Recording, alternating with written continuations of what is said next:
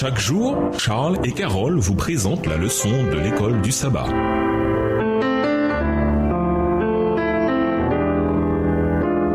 Bienvenue dans votre émission Dieu nous parle. Nous voilà à la leçon de mercredi. Tenez-vous ferme dans l'unité. La dernière prière de Jésus pour ses disciples est dominée par un thème clé, l'unité. Jésus voyait au-delà de la croix. Il pensait à la réunion avec son Père et à la réunion avec nous. Quant à ce que tu m'as donné, Père, je veux là où moi je suis, eux aussi soient avec moi, pour qu'ils voient ma gloire, celle que tu m'as donnée parce que tu m'as aimé avant la fondation du monde. Jean 17, verset 24. Jésus a prié pour que le Père garde ses enfants, pour qu'ils soient un comme nous. Jean 17, verset 11. Il soulignait également les conséquences terribles de la désunion. Pour beaucoup, cela devient une cause d'incrédulité. Dans sa courte prière, Jésus souligne par 2 fois que notre unité avec lui et le Père permettra que le monde croie et que le monde sache que c'est toi qui m'as envoyé. Jean 17, versets 21 et 23. Lisons Philippiens 1, le verset 27 et comparons avec Jean 17, les versets 17 à 19. D'après Jésus et Paul, qu'est-ce qui est indispensable pour l'unité dans l'Église? Philippiens 1, verset 27. Seulement, conduisez-vous d'une manière digne de l'évangile de Christ, afin que, soit que je vienne vous voir, soit que je reste absent, j'entende dire de vous que vous demeurez ferme dans un même esprit, combattant d'une même âme pour la foi de l'évangile. Jean 17, les versets 17 à 19. Sanctifie-les par ta vérité, ta parole est la vérité. Comme tu m'as envoyé dans le monde, je les ai aussi envoyés dans le monde, et je me sanctifie moi-même pour eux, afin qu'eux aussi soient sanctifiés par la vérité. Dans Philippiens 1, verset 27, le terme grec traduit par « conduisez-vous d'une manière digne » est « politeomai », qui signifie « vivre en tant que citoyen », non d'un royaume terrestre, mais du royaume des cieux. Le sermon sur la montagne dépeint un tableau magnifique de ce que signifie être des enfants du Père céleste et des membres de son royaume. Ils sont pauvres en esprit, humbles, ont faim et soif de justice, compatissants, ont un cœur pur, sont des faiseurs de paix, tendent l'autre jour, aiment leurs ennemis, bénissent ceux qui les maudissent, font le bien à ceux qui les détestent. En bref, ils agissent selon l'équité, aiment la fidélité et marchent modestement avec leur Dieu. Michée 6, verset 8. Difficile de se fâcher contre de telles personnes, non? Mais est-ce vraiment le cas? Il peut nous arriver d'être jaloux de quelqu'un qui paraît un peu trop bien. Nous pouvons même être tentés de les remettre à leur place ou de trouver un point faible pour prouver qu'ils ne sont pas aussi bien qu'ils en ont l'air. Tout cela pour nous rassurer sur nous-mêmes. Pourquoi ne pas plutôt considérer combien nous pourrions être plus aimants, plus généreux, plus compatissants, plus humbles? Ellen White a parlé de ceux qui aiment le monde et ses gains plus qu'ils n'aiment Dieu ou la vérité. Extrait du livre Testimonies for the Church, témoignage pour l'Église, volume 5, chapitre 28, page 277. La désunion dans l'Église vient bien souvent de l'orgueil. L'Esprit de Dieu a disparu dans la mesure où on a cultivé l'orgueil, l'ambition mondaine et l'émulation. Puis les dissensions et les luttes sont venues troubler et affaiblir l'Église. Extrait du livre Témoignage pour l'Église au volume 2, chapitre 12, à la page 93.